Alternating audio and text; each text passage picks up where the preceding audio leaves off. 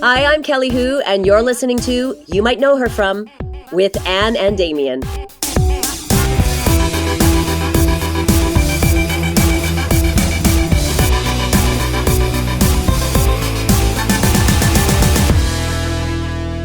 Had you seen The Thing About Pam yet? No. For sure the answer is no. Renee Zellweger in a fat suit. They didn't even bill the great Celia Weston. And it seems to sort of be like a more comedic network television Mayor of Easttown. Like, I'm not sure. She's in a fat suit, and also in a tracksuit. Sipping a Slurpee. I can't believe it exists. Okay, first of all, she's a 2-time Oscar winner, but also she just won an Oscar like a year and a half ago. It's not Yes, and this is her choice. She's like, I'm going to Peacock.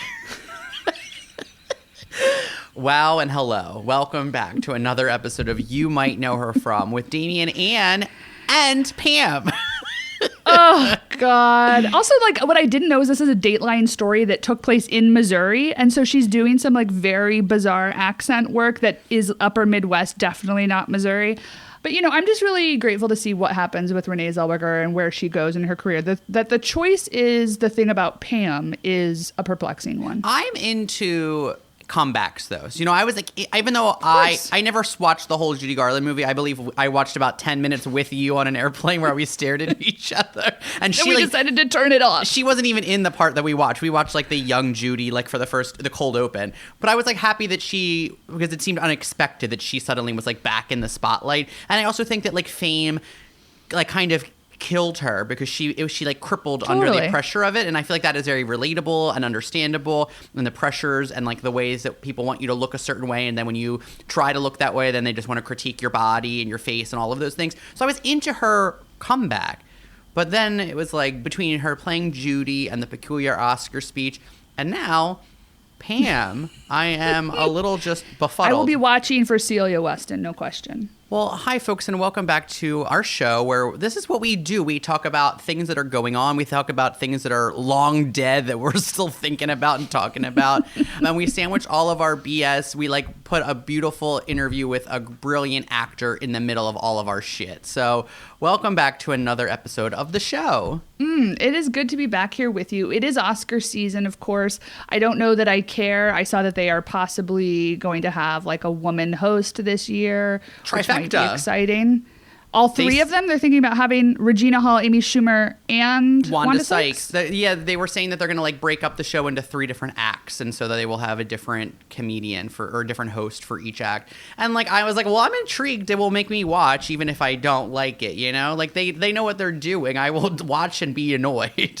The Oscars annoy me. They make me sad because I have to say that I've belabored this point many times here, but you know, I loved award shows growing up, and the older we've got, it's just like you realize it's all part of like the for your consideration campaigns and what people are seeing, and then it's like the biases that people have because people think that certain movies like should win awards, or people are like doing drama and that means that they like, so like nothing that's a genre or a comedy can win an award, or I don't know, it just like feels frustrating. Mary Kay Place was snubbed for Diane. I'm still fucking pissed about it. Lapita did not get nominated for Us, which was like a brilliant performance, and it's just like this year Passing got, I don't know if I got any nominations, but it didn't get Ruth Negga didn't get nominated. Rebecca Hall didn't get nominated for writing or directing. And I was like, what? That was literally one of the best things I've seen. And it's like shocking to me. I did, however, finally see Being the Ricardos, which was just a travesty from beginning to end, except for Nina Arianda, who I thought was excellent. She was the best Vivian. in the show. And she's the only one of the main characters that didn't get nominated. Like J.K. Simmons, who I love, does not deserve an Oscar nomination for that. He's oversaturated now. You know what I mean? J.K.'s had his time. I miss a little bit more weight on him, if I'm being honest. But yeah, that movie was bad. Aaron Sorkin is bad. That was a terrible movie. It was one of the worst movies I've ever seen. It was literally a mockumentary. And I was like, what? This is a mockumentary of... Linda Lavin was good. Linda Lavin was good in her she was. scenes. Linda, you were good. Come on the show. You know, something I just watched last night. It was Super Bowl Sunday just last night. And I was like, I'm not going to watch. But I watched, you know, the people sing in the beginning. And then I tuned in for the halftime show. But I was like, well, I'm going to watch something. So let me look at my list. And I have a handy list of like it's either like blind spot movies or things that are like, you know, that I want to watch that are like current. Yeah. And then TV shows. And I was like, I can't start a new show tonight. What movie can I watch? And so I watched The Humans. Ooh, with Jane Howdy Shell. It's streaming on Showtime right now. I haven't watched it yet. It stars potential Oscar host Amy Schumer, Beanie Feldstein, Richard Jenkins, and of course, former guest of this show, Jane Howdy Shell. And it's based on the Tony-winning play. I think it was in consideration for the Pulitzer. The Humans it was great. It was such a beautiful, tiny film. I felt like it really translated the material from the stage. Like, it didn't change it. Like, it changed the piece enough for the medium. It's like there is very cinematic threads to it, but it all is like very atmospheric. Like, it keeps the idea of this very small New York type of building, and that's how it sort of like wraps it up and to make it cinema. I don't know how to describe it other than it was teeny tiny, small. And I thought Jane Howdy Shell was great. I thought Richard Jenkins was great. I thought the performances honestly were great. Beanie was great. I thought Amy Schumer was very good. I thought it was a great film, and I was disappointed. It's like, I don't know what to be mad at the pandemic or COVID. I mean, it just sort of is the normal. But I just felt sad that this big movie that starred, Jane Howdy Shell in basically the female lead role got sort of like, it had a theatrical release, but also was streaming at the same time, just because I think of the nature of the beast right now. And then also, I thought it was like, it's a piece that like centers three women that are not supposed to be super tiny, and I feel like that's such an unusual thing in the industry that it was like, it made me sad that it didn't have a bigger platform. So I will be shouting from the rooftops that everyone should watch The Humans. I will say it's like a very much a me film, and you probably know what that means if you're listening to this podcast, but it's like a really character-driven piece. Like, not a lot of things happen. So if you haven't seen The Humans on stage and you are not into it's like what I want to see in the theater, but it's not like a big action plot film, which is like not something I typically care about. Like, plot is overrated. It really is. I'm so with you, and I can't wait to see it. It's on my list, and I'm a little bit behind on my movies this season, so I'm excited to watch The Humans. Jane Howdy Shell also on Broadway right now in The Music Man revival with Hugh Jackman and Sutton Foster, which I did see, and she was excellent. And when she does Grecian Urns, she's so funny. She's very good. We love Jane. Also, I just wanted to say the thing that I'm very excited to see that I haven't seen yet is Parallel Mothers, because I love Penelope Cruz and I love Almodovar, and I'm excited to see it. Did you see it yet? I didn't. It's on my list as well. Okay, I'm hopeful that by the next time that I see you back here that we will both have seen it. Folks, this week we had a total blast sitting down with, I think, our first bona fide superhero. I mean, honestly, maybe more of a super villain if you ask me, but... More interested in the supervillain anyway. Yeah, of course we are. Who wouldn't be? We had such a blast talking to Kelly Hu, of course, about her acting work, but also she's been in so many high-profile action films, so getting to talk about the prosthetics and the CGI effects and, the stunts and all of that stuff, in addition to just, like, the actual acting work, was, I think, a real thrill and a real pleasure and maybe a first in many ways. Also has one of the coolest origin stories of, like, how she got to Hollywood, so we are so excited for you to hear it. You might know her from X2, The Scorpion King, Almost Perfect, The Doors, Cradle to the Grave, and Finding Ohana. We are just pleased as punch to be here with actress and activist Kelly Hu. Kelly, thank you for being on the show. Thank you so much for having me. So excited to be here. It's a very exciting time for you because you have this very sweet film streaming right now on Netflix, Finding Ohana, which came out earlier this year. And it was written and directed by Asian women. And I've heard you describe it as a modern day Goonies set in Hawaii, which I think is a very apt description. And for our listeners, the film follows two New York City kids as they return to their mother's home state and discover their Hawaiian roots. And you've talked about your upbringing and leaving Hawaii as a young woman. But the movie made me wonder, like, what kind of community exists among other Hawaiian actors and artists within Hollywood? There are some actual organizations for AAPI, which also includes Asian Americans, called CAPE and Gold House. But for actual Hawaii actors and filmmakers, there's not an actual organization. However, there's so few of us, that we have sort of put the feelers out, and we've had a barbecue or a potluck where we just sort of spread the word and got everybody from Hawaii that are filmmakers together and wanting to sort of get to know one another. Of course, Hawaiians bring tons of food. When you ask them for a potluck, everybody brings food for 50 to 100 people. And so there was crazy amounts of food. But it's great when you run into into fellow Hawaiians who, are in the industry. I always feel like a special bond, of course, with people from Hawaii because there's just so few of us. Were you shooting on location for the entire film? Yes, we were. So the parts that I was not in were in New York, which was in the beginning of the film, and also Thailand, where they shot a lot of the cave stuff and the water stuff. But I was in all of the stuff shot in Hawaii, and it was such a great time for me to be there because my parents had just moved. My mom, who had been living in Hawaii for 80 years, had just moved to Las Vegas. And so I felt like even though I haven't lived with her for like 30 years, I felt like she was like uprooting me from Hawaii. And it was like such a sense of loss. And then I got this film right after that, and I got to spend like a whole month in Hawaii. And so I felt so much better. I felt so much more like connected, and, like it was such a gift for me to go back and especially during that time. It's such a charming film. I highly recommend.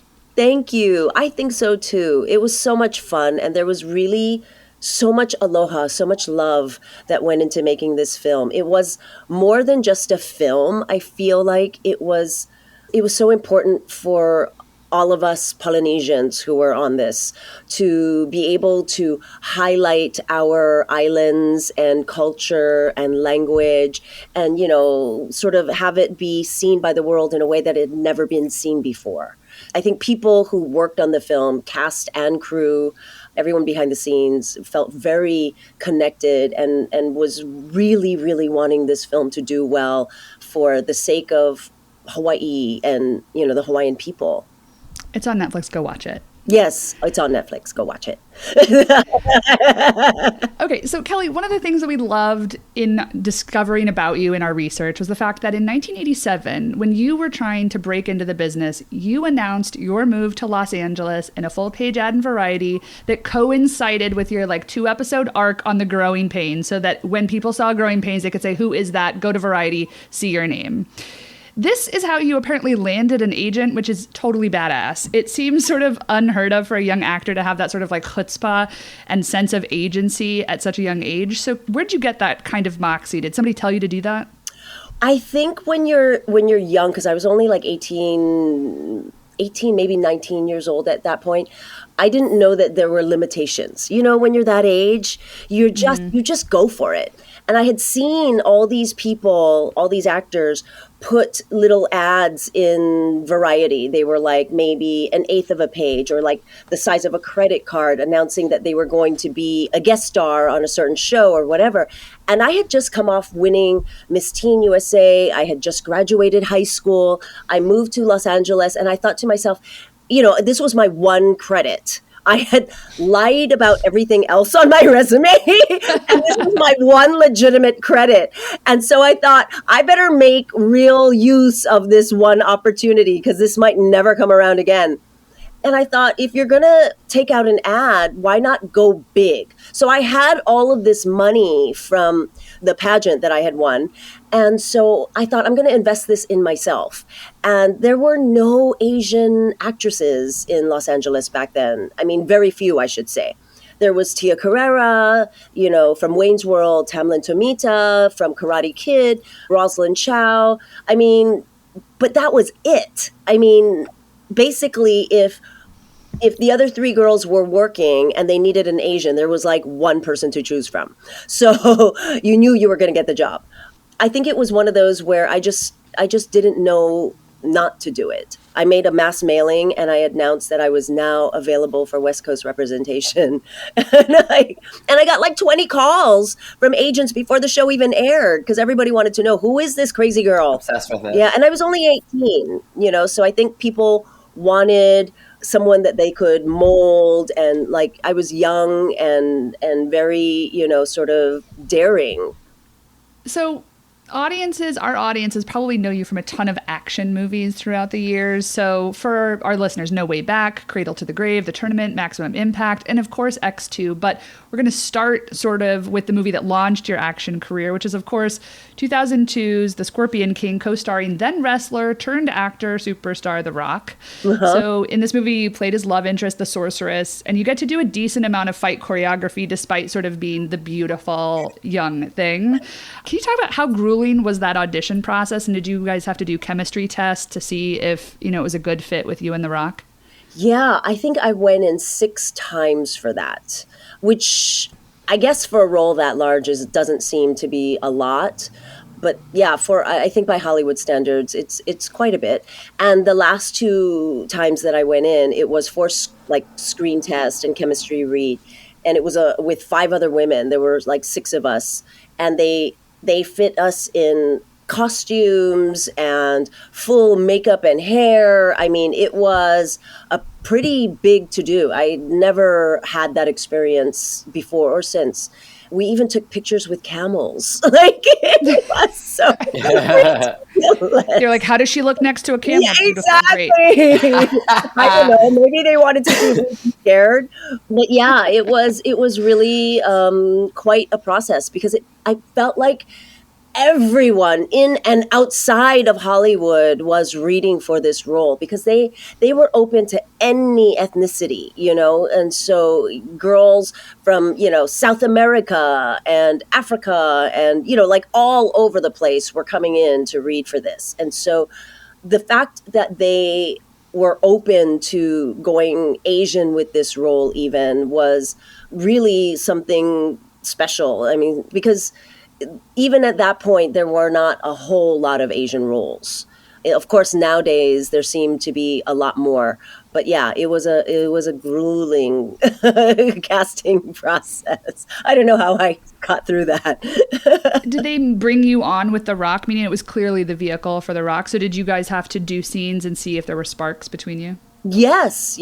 So in these screen tests, he had to do the same scenes with 6 girls a day. And so, I guess they wanted to see how we worked together, how we looked together. I even had to do that scene in the bath. Of course, I had clothes on in the audition, but they made us do the bath scene where, I had to pick up the sword at the end and sort of wield it. But lucky for me, I had taken Japanese sword training in my karate classes. I had a little bit of experience with that. And so I did a couple of extra moves that were not required necessarily for the part. And I think that really gave me an advantage, because a lot of these girls were models and stuff, and had never even held a sword, much less act. Let's talk about that bathtub scene, because if you haven't seen the movie, you're like emerging from this tub and you have long flowing hair that's covering your breasts. So can you just talk about how did they get that to stay in place? Because it was like really an interesting costuming decision on the part of the filmmakers. Be like, okay, great, we're going to cover up, but it's with her own hair. How did they get that to work? What we did was we put on pasties and we painted them nude, and then we took my hair, like there was tons of extensions, and they glued them onto the pasties. And so I was sort of like stuck. If I turned too much one way or the other, it would come ripping off. So I was very sort of limited in how I could move. The weird thing is they had the glued in these hair extensions, and they kept on slipping and slipping lower and lower as the day went on. It was like my hair seemed to grow like 5 inches in a day. So, Kelly, one of your most beloved roles is as Lady Deathstrike in X2, X-Men 2, where you appear with her signature adamantium nails. You have this very memorable moment where you pin James Marsden's Cyclops to the wall with your legs. And then, of course, you have your very famous fight scene where you spin and stab and slash at Hugh Jackman's Wolverine. We're always really interested in the ins and outs of these things. How many of these stunts did you get to do? Were you wearing any sort of makeshift nails for the filming, or did you just have to kind of pretend that they were there and it was all inserted in post? Give us the nitty gritty. Well, we had, the great thing about doing one of these big budget films is you have so much rehearsal time. So Mm. before I actually had to shoot the fight scene, I think I had maybe 3 weeks or something. And I got to practice with the wire work and all of that. But in that process, I also hurt my back because wire work is kind of crazy. It's not like fighting, like if you know martial arts, you can just automatically do wire work. It's a whole different animal because you don't have the floor to be able to sort of stabilize you when you kick and stuff. So when you can kick and like go spinning or go ass over head like at any moment. And so it's a whole different sort of exercise, and you have to have a really strong core. So I did a lot of the stunts, but I had an amazing stunt woman, and I have to give her credit, Angela Ueda, who did like a lot of the huge stuff, like the crashes into the cabinets and anything that would be potentially harmful to my body. Of course, they make the stunt girl do because they can't afford to have the lead actress, injured. I was already working with a slight injury. I like pulled my back muscle trying to, do the wire work and stuff while we were rehearsing. But she did, a lot of amazing stuff. And as for the nails, a lot of it was CGI, but there were practicals that they had molded. They took molds of my hands, and then they shaped these practical nails that would literally glue under my fingernail. So lucky for them, I have really strong nails, and they just had me grow my fingernails out for like a 1/4 inch or whatever. And they would take crazy glue and they would just put like a dot of glue on and like glue it under my nails. And of course it goes all under your skin, under your nail skin. And so there's no like crazy glue remover, or maybe there is now. There wasn't any back then.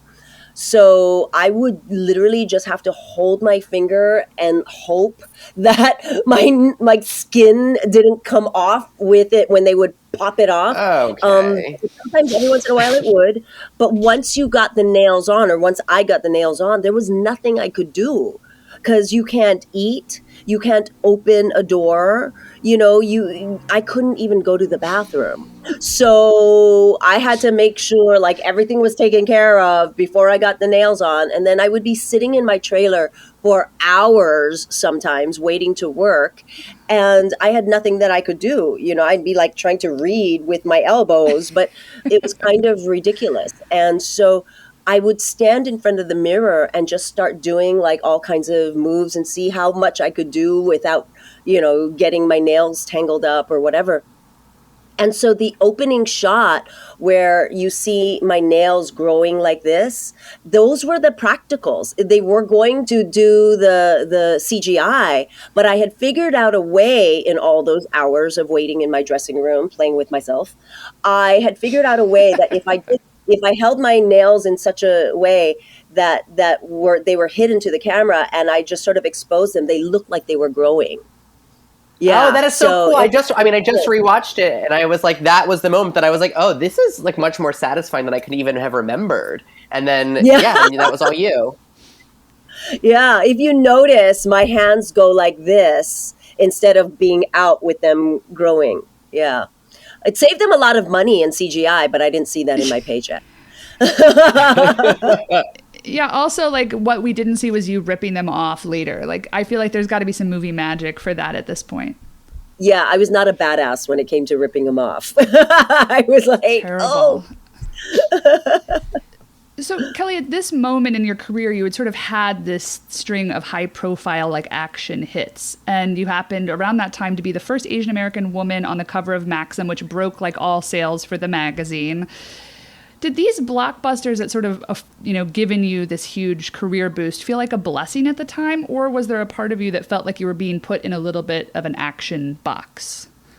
I guess, in a career like acting, well, for myself anyway, I'm just happy to be working. Being put in a box is, a high-class problem, as they say. The fact that I just get to work is always a plus for me. And I love doing action. I love doing these kind of roles in films, like these superheroes and whatnot, because it's just so fun. I mean, I get to beat up on guys and stuntmen all day long, and there's sort of a false sense of empowerment, like that you really can do all these things. But yeah, I never felt like I was trapped, because I also started off my career doing sitcoms and, soap operas and all this other stuff. So, getting to do all these other films that required action, that were huge blockbuster films, like, why the hell not? I didn't feel trapped in that sense, but there were a lot of other ways that I felt, that they say, careful what you wish for, lest you get it. I had a lot of problems dealing with the celebrity that sort of came along, all that attention that came along with all that stuff. So I have to admit, and maybe this is going a little deeper than you guys usually do, but I have to admit that time in my life, which was, magazine covers and publicity and all this attention, was the most depressing time of my life. I really felt like I was under a microscope and that I wasn't able to live up to all of that. And I think it's a really sort of dangerous time for someone who is really not prepared for all that attention. And we're so glad that you did. I feel like people have talked about that level of fame and how twisted it sort of gets. Can you talk about what changed for you, or was there a turning point for you where you felt like you came out of that on the other side? I think what changed is just the fact that people stopped paying attention. When I stopped working so much and I wasn't on so many covers and things like that, the attention sort of went away. And then there was a sense of panic and relief, of course, at the same time. But it was a great opportunity for me to just be able to sort of find myself. And I'm really lucky that I have really amazing family and friends who are very supportive. And, I have the same two best friends that I've had growing up since I was, 5 years old and 12 years old. And so they have always kept me grounded and have always given me a sense of reality. And they've always been my sort of, barometer, my moral compass, because things are different in Hollywood. People think differently, and they have nothing to do with the industry. They stayed home in Hawaii, they raised kids. And so it really helped me to be able to go home to Hawaii and be in a normal environment and have people around me who loved me for who I was and not for what I was on television or film. I had nieces and nephews who didn't even know I was an actor because, they were too young and not allowed to watch these kind of films. I think that really helped.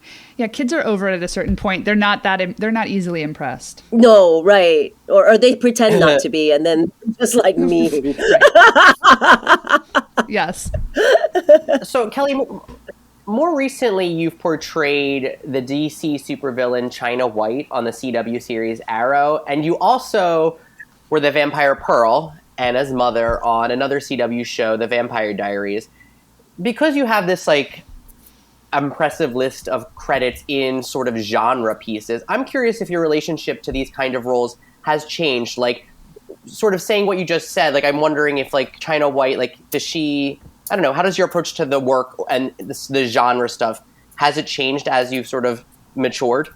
I think so. I think with age, you can get so much deeper, because I think with experience, life experience, it just gives you such a gift of being able to have so much more compassion, have so much more understanding of people, and really when you study a character, if you're doing it right, if you've got the time, obviously a lot of times you don't even have the time to do it.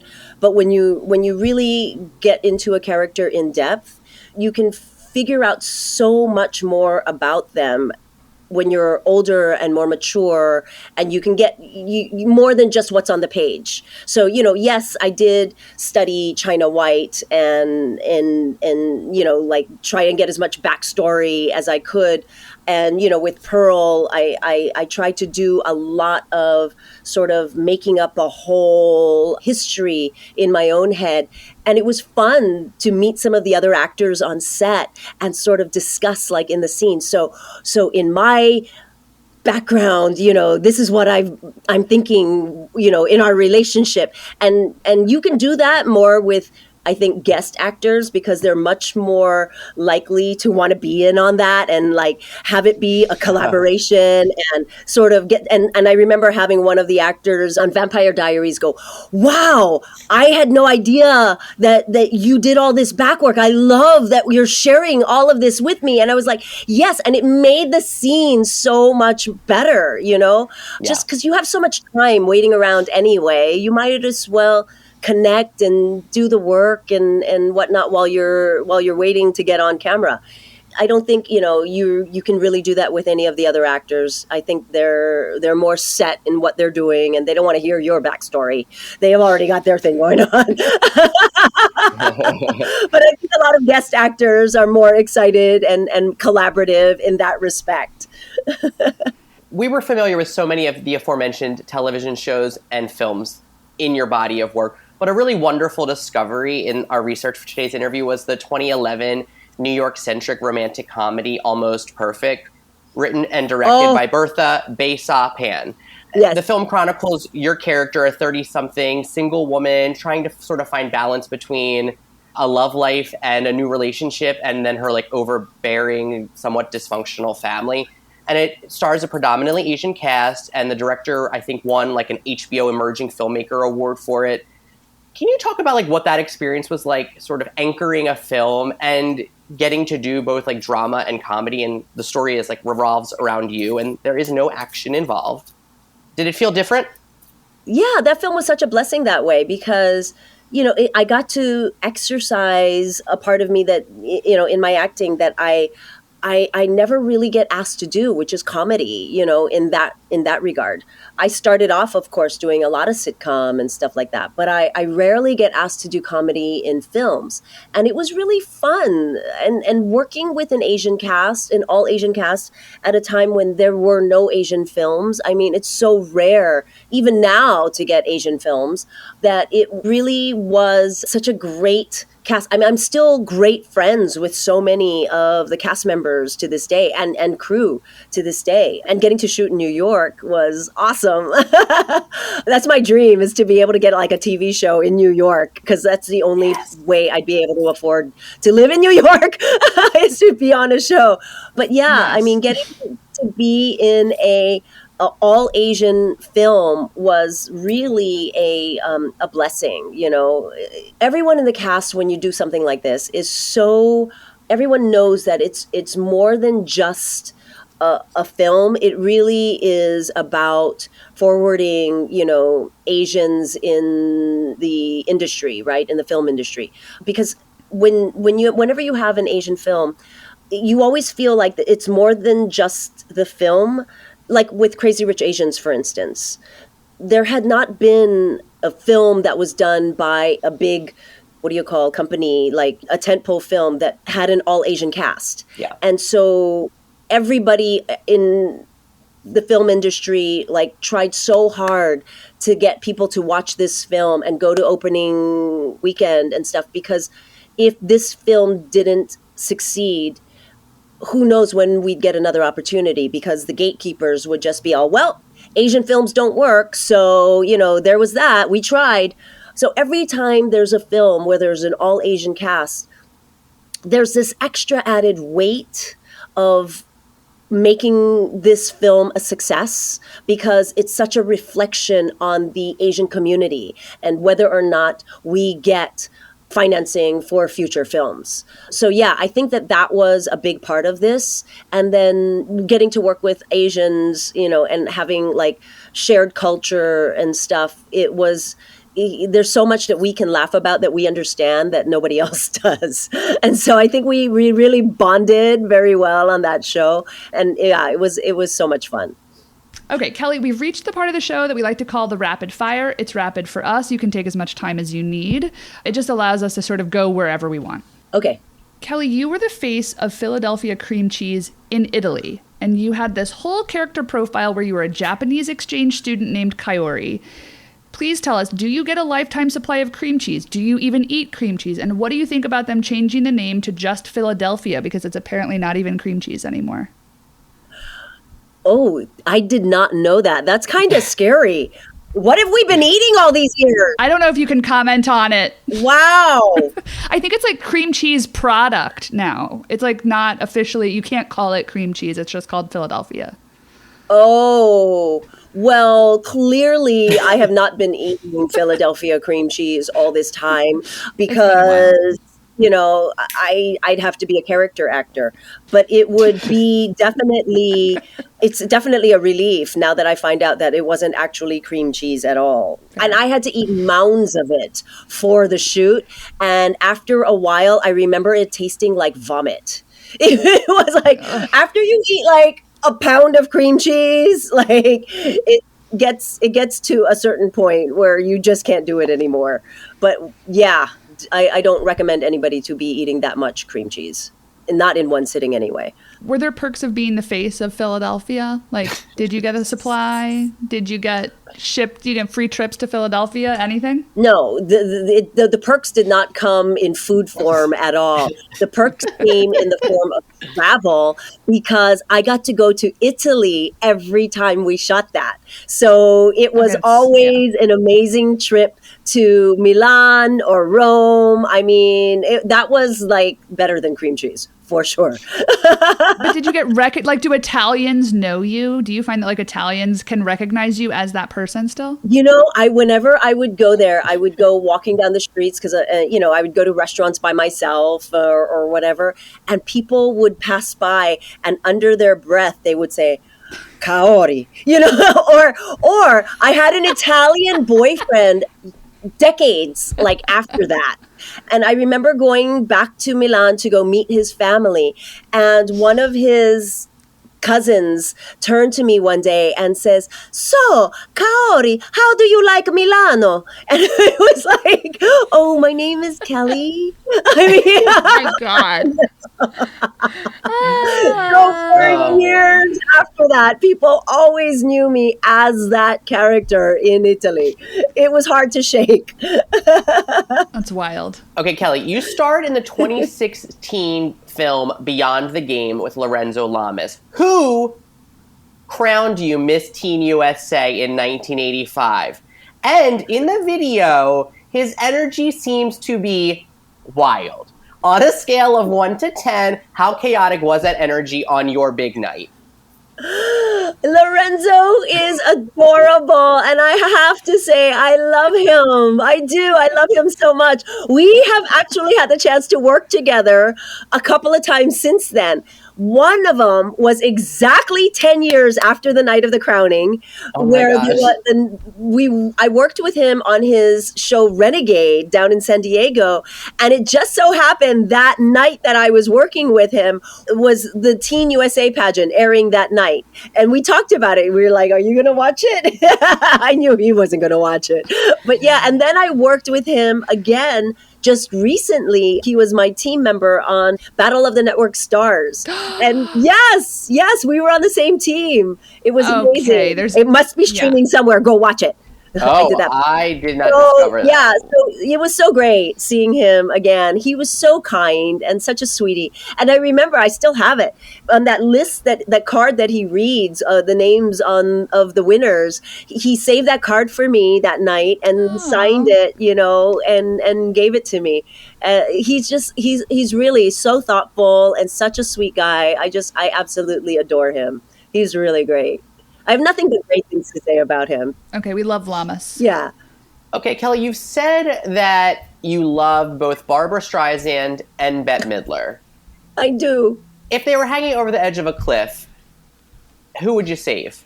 You only have 2 hands. You have to choose one. Bette Midler, because she's from Hawaii. Great answer. Yes. Your shirt now.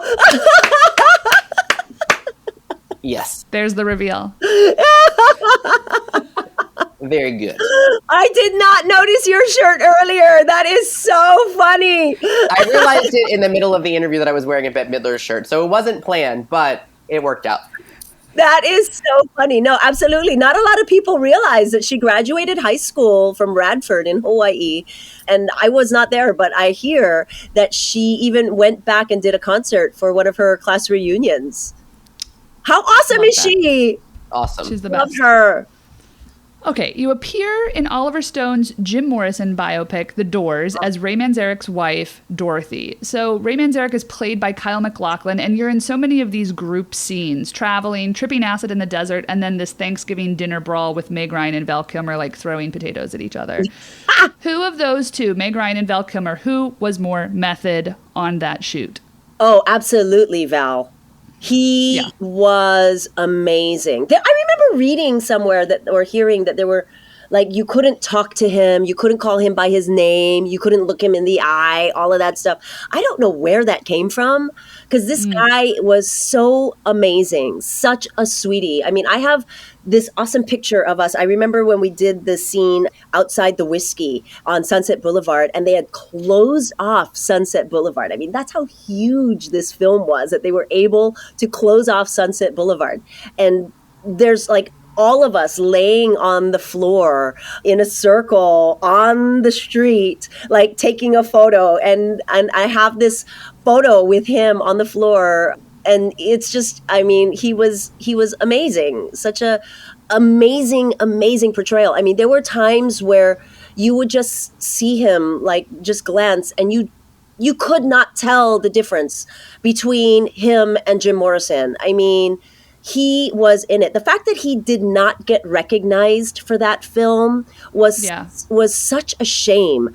I think he is one of the most underrated actors. Seriously, he is absolutely amazing, and I don't know why that he did not get recognized for that film, because, you know, I loved, you know, Bohemian Rhapsody and all that. I love all these biopics and stuff, but Val Kilmer nailed it. He really was Jim Morrison on and off screen.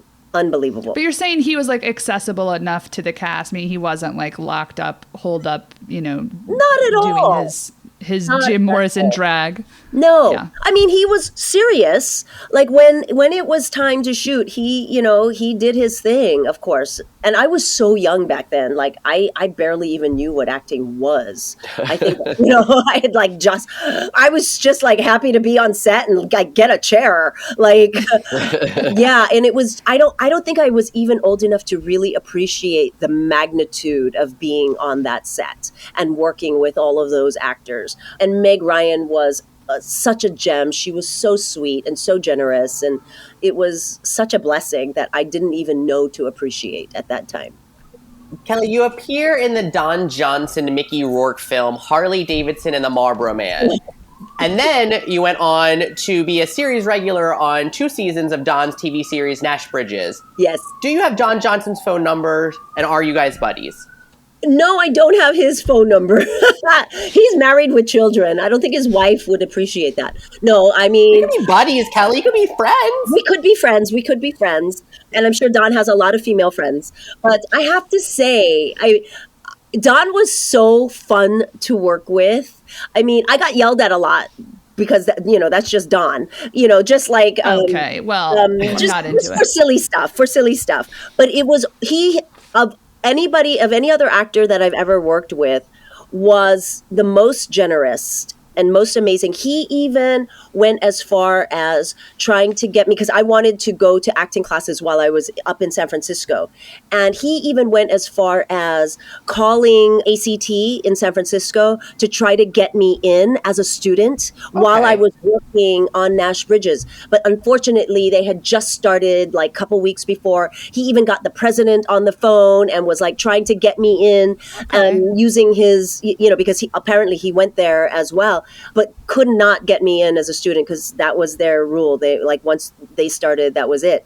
But he even interviewed, other acting coaches while I was up there to get me in classes and stuff like that. So like nobody has ever done anything like that for me before. He was absolutely amazing. Such a great guy and really just so generous in every way. Absolutely amazing guy. Okay, Don, you made up for it. We were worried there for a second with the yelling. All right. He's okay a good guy. Yeah. Okay. All right, Kelly, did you know that someone on YouTube made a supercut of every single time you wore leather on the CBS series Martial Law? I thought you were going to say my death scenes because I would be like, thank you. Right. We need that reel. Yeah. I always said that I would get all my death scenes together one day, and I better do it before I die because I want it played at my funeral. I think it exists, Kelly. I think it's there for you. Yeah. I think it's online. I want all my death scenes to be played at my funeral when I die. So, yeah. That's a good idea. Unfortunately, this is like a little bit of a creepier supercut, but I was like, wow, somebody spent a lot of time on this. This is very unique. Yeah, me in leather. That's got to go for pretty long, too. I don't know why. You wore a lot of leather on that show. I was like, okay, that's her thing. Yeah, I wore a lot of leather on a lot of shows. Even Deathstrike was all leather. True. Yeah, that's true. Yeah, stretch leather, thank God. But yeah, it was, I've never seen that, and I'm kind of glad I hadn't, and now I'm a little creeped out that I know it's out there. I'm so sorry that I had to inform you that the internet is a strange, strange place. But hey, I appreciate anybody who's willing to take the time to make a reel out of me for anything, just about. Okay, Kelly, you said you grew up loving musicals. The closest we could find to you singing and dancing is the finale of the iconic 1993 family film Surf Ninjas, where you get to show off your dance skills to Barbara Ann.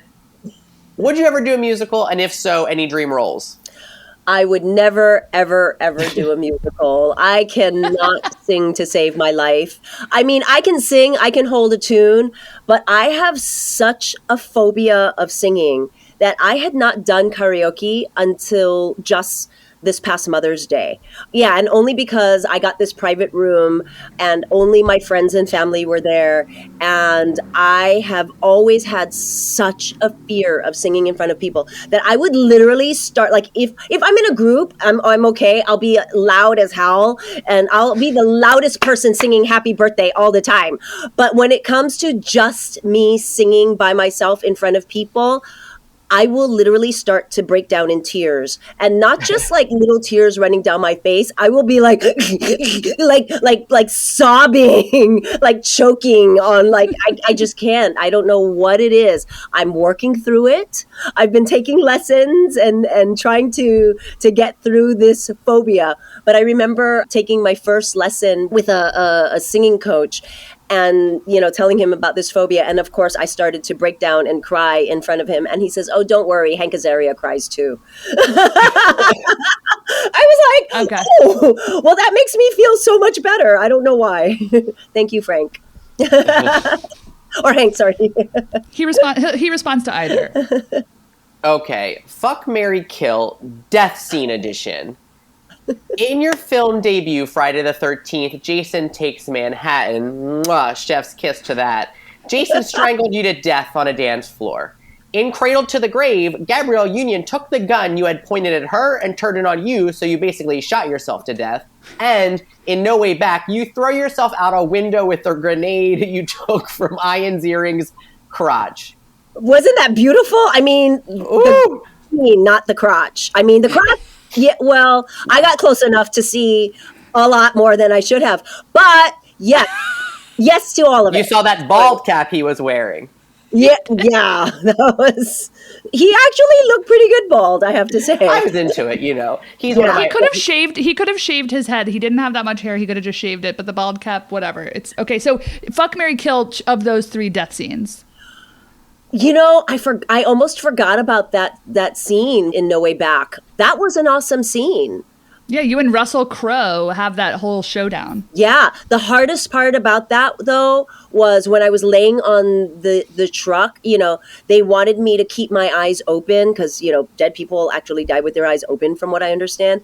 And they had the camera from on top spinning like around and around and around, and I had to keep my eyes open with the wind on top of a truck all that time. And it's like I'm not one of those people who can do that, who can just keep their eyes open forever. I lose every staring contest.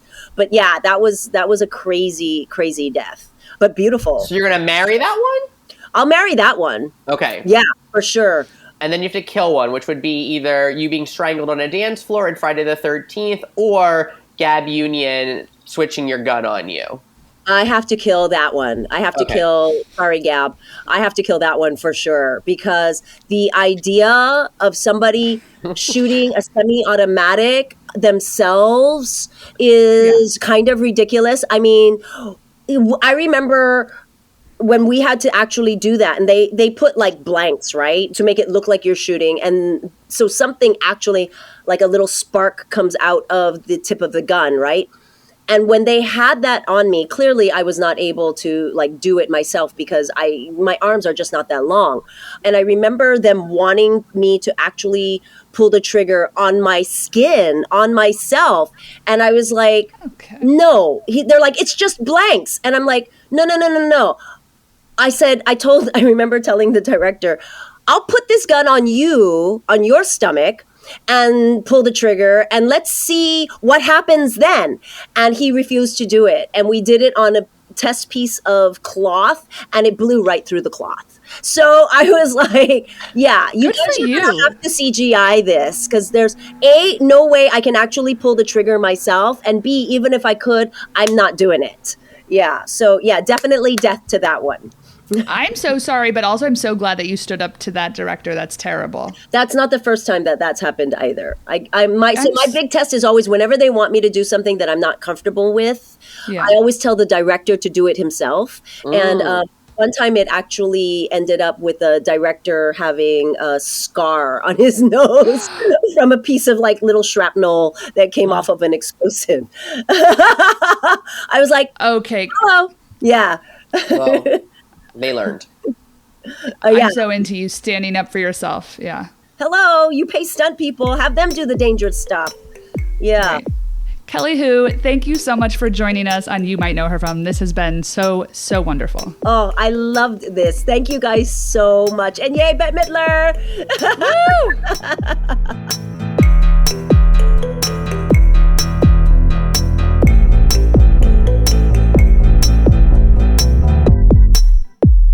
Okay, there was so much stuff that was topical, and obviously we talked to Kelly Hu before all of the incidents that happened on set with Alec Baldwin, but Jesus H. Christ, thank God she advocated for herself. I was so into hearing her story and what it is like to be sort of an actor on set where you are not, the top dog, and you have to sometimes say, this is my body, this is my person, you're not going to fire this blank into my body.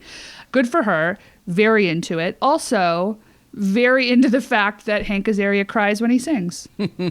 I loved that. What a reveal. I love that. I also loved Kelly talking about Val Kilmer's work on The Doors. I remember being obsessed with that film as a kid, yes. But I don't know that I've ever revisited it as an adult. And also, Batman Forever came out at a time where I was the perfect age for Batman. I, of course, love Adam West. I, of course, love the Michael Keaton films as well. I care less sort of about everything post Val Kilmer. But Val Kilmer was to me, was a great Bruce Wayne, a great actor. Anyway, I loved Val Kilmer so much as a kid. And I just loved Kelly talking about, Val was good and he, doesn't get credit. And then you were I'm into this take. Well, I had just rewatched all 3+ hours of the Doors movie, which he is very good. Look, we don't talk about men on this podcast. We don't talk about men on this podcast very often. It's I don't need to spend our airtime talking about men. But I will say his performance as Jim Morrison was pretty great. That being said, I'm not into all of the sort of method of it all. But Kelly gave us her assurance that he was a good egg, so we'll take Kelly's word for it. Thank you so much, Kelly. Also, please go watch Finding Ohana. It's on Netflix. It's great. If you like want an easy breezy like kid action movie or like something to watch over like on a Sunday morning, or if you have like kids with you. If you have kids, we don't have kids. I was like, if you have kids around your person. If you have a staff of children that work in your home. I don't know why I couldn't figure out, like, why would a person have children around? Anyway, Finding Ohana is great, and I just wanted to say it was directed by Jude Wang and written by Christina Strain, and I think that it's, like, an underrated kids movie that is available right now, so please go watch it. I think it's beyond a kids film. I think it's like The Goonies, which is to say that I think anybody can enjoy it. It's like an adventure film, but it appeals to kids because there's kids in it, but, you know, it's cool. I was very into it. I was very swept up in it. Also, Lorenzo Lamas was coked out of his mind. God. It's already in the show notes, babe. Lorenzo Lamas and the cocaine that is fueling his performance. Sorry, we said it. You didn't, Kelly. Really phenomenal work. We love Lamas here. Oh, for Grease alone. Folks, we hope that you like what we are doing here. This is our mission. This is what we were put on this earth to do. So please help us continue to do this great thing, which is interview women and non-binary actors and performers, and leave us a written review on the Apple Podcast app or wherever you listen to podcasts. It really helps us. So if you at Spotify or Stitcher, just make sure you're locked in, subscribed, and sharing our episodes wherever you are on social media. Just please rate it. It helps a lot. And with all of that said, Ian, do you want to do that thing? It's that time of the show now where we are going to connect this week's guest, Kelly Hu, to next week's mystery guest in a blind item. Can you help me out? I absolutely can. Here we go. Kelly Hu was in Fake into Funk, a movie that we talked about many times on this podcast, but we actually didn't even have time for in the interview with Kelly. But yes, she was in it with former guest of this show, Margaret Cho, who was, of course, in Face Off with Joan Allen, who was in The Ice Storm with Christina Ricci, who was in 200 Cigarettes, which I saw opening night at the movie theaters in Columbia, Missouri, with Martha Plimpton, who was in the 2008 production of Top Girls with Marissa Tomei, who was in A Different World with Jasmine Guy, who was in Harlem with next week's guest. Ooh, I like what you did there. I like what Thank you did. Oh, I love Jasmine Guy. Me too. Folks, if you're interested in what we're watching, consuming, talking about, I'm always doing polls about Kim Cattrall on my Instagram. Anne is always sharing like photos of celebrity lesbian couples or old 80s commercials. If you're interested in what we are sharing and doing and you want to have a conversation with us, follow us on social media. You can find me at Damien Bellino. That's Damien with an A. And you can find my best friend at Rodaman, and that's RODEMANNE.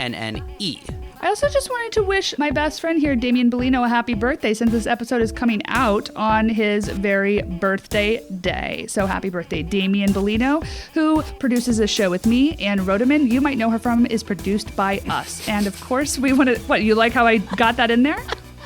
He's laughing at me. Fuck you, I'm taking my birthday wishes back. Guess what? I'm sending thanks out, not to Damien anymore. Those have been revoked. I'm sending it to our beautiful consultants at Grumpy Entertainment. That's Jason Jude Hill and Daniel Sears. And Daniel, leave that part in of Damien being an asshole. Thank you so much. Daniel is the one who does all of our editing here at You Might Know Her From. Special shout out to Gang. All that music you hear underscoring each and every episode is by Gang. You can download and stream Gang wherever you listen to your music, babe. You want to see Lamas on Coke? You want to see that trailer for The Thing About Pam? You know where to go. It's the show notes. I spend a lot of time on them because it is my passion project that I can easily Google search The Thing About Pam, and You Might Know Her From, and it will bring up this episode with Kelly Hu. This is what I spend my time on. Please click in.